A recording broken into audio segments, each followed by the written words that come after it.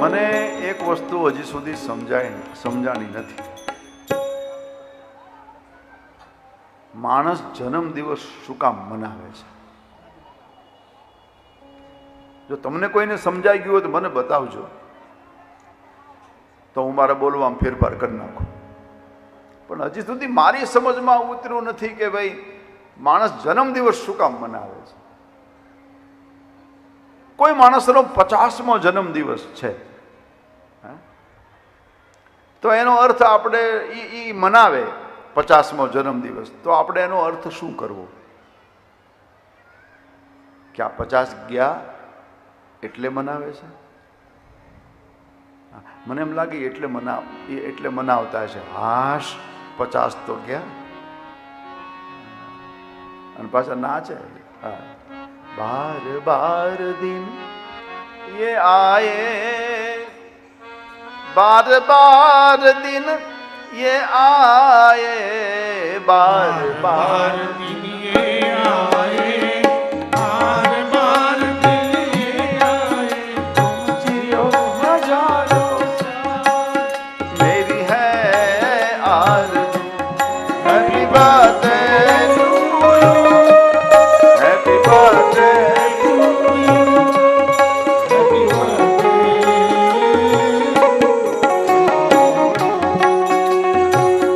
જન્મ દિવસ છે તો કયો, મનાવી નાખી. આટલા બધાની વચ્ચે મનાવાઈ જાય હોય તો કહેજો.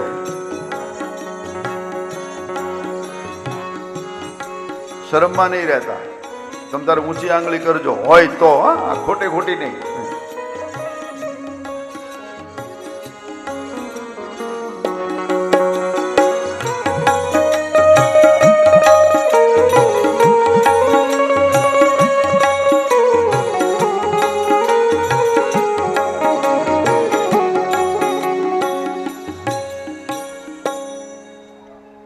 માણસે મનાવવો જોઈએ, જન્મદિવસ મનાવવો જોઈએ. એ અર્થમાં અને એટલા માટે મનાવવો જોઈએ માણસે જન્મદિવસ કે આ એ દિવસ છે જ્યારે પરમાત્માએ મને માનવ તરીકે જન્મ આપ્યો છે.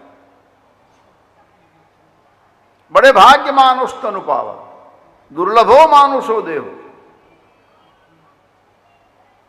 મને ઈશ્વરે આ અવસર આપ્યો માણસ બનવાનો, એ દિવસ છે એ અર્થમાં. અને બીજું, સનાતન ધર્મ દીવાની પૂજા કરનારો છે, પ્રગટાવવાની સંસ્કૃતિ આપણી છે.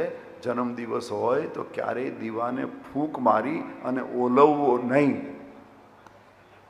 દોષ લાગે. બહુ મોટો અપરાધ થાય.